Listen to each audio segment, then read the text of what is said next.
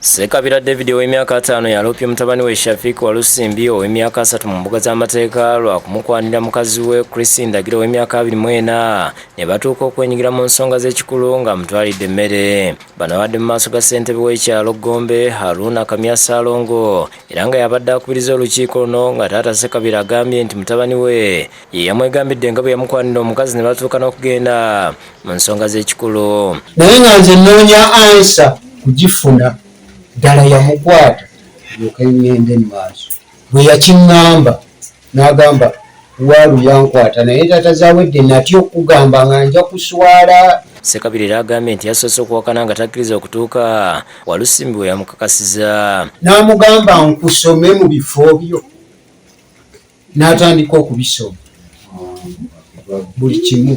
Kino kyajja taata mu mbeera n'agamba nti bwe yawulira bino byonna n'emmere yamulema okulya olwa mutabani we okumujooga kyokka bulijjo ng'amutwala nga mwana we kuba mukulu we yamuzaala. Mwana wa mukulu wange gwenzirako ye yakwata nnyina.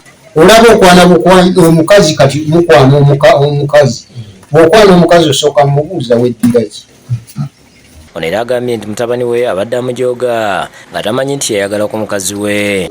Era ng'agamba ne kitaawe nti gwe tomanyi kye wazaala olw'okumubuulirira. Wano Ndagiro alumiriza Walusimbi ng'agamba nti yamuyita bulungi ate olwatuuka mu nnyumba n'amukwata obulago n'agezaako okwerwanako okutuusa bwe yamusinza amaanyi. Ampita ali mu nnyumba, maama jangu. Nze simuliako buzibu mmanyi omwana ampita ali mu nnyumba ate tukwagala naye sirina kye musuubiramu. Yankwata bukwasi mu bulago n'ankwata n'ankaka n'ankozesa. Kati nze mu kutya okungi nasirika ne ngamba kangumire kino ekintu kuba sirina kye ngenda kukola. Ono mutwe kimugamba. Agambye nti yasirika nga atiyabba okumugoba mu ddya n'asalawo okukabiranga mu kisenge okutuuka bwe yagenda abyerabira. Negenda buli nga nkaba naye nga ngamba kati mutandika ntya omugamba. Ekintu kinene oli mwana we sirina bwe nkyogera nga kinyuma. Wabula akakiiko kawuniikiridde omutabani Walusimbi wakakasiza nga bw'ataka Ndagire era bakkiriziganya.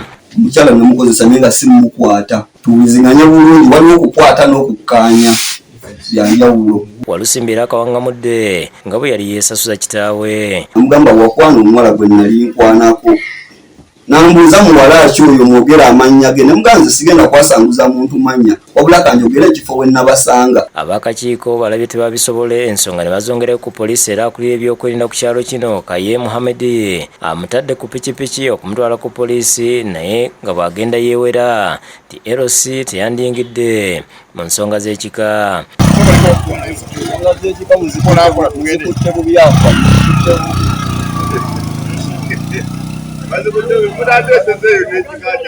Wano ssentebe Kamya agambye nti ensonga zino ye tazisobodde era azongeddeyo ku poliisi wabula ebigambo omuvubuka byayogera nti biraga teyagala kulumya kitaawe. Ensonga zino tujja zisobola kubanga ebigambo biri byakozesa alabikira ddala nga yeerwanako bwerwanyi. Ensonga z'okukwata tosobola LC kuziwulira kyova olabanga era mutute ne mwongere muteeka mu mikono gy'abo buyinza poliisi. Wasabeka Sentong Robert Musanje bewakusakidde gwino ku Lwabukedde TV.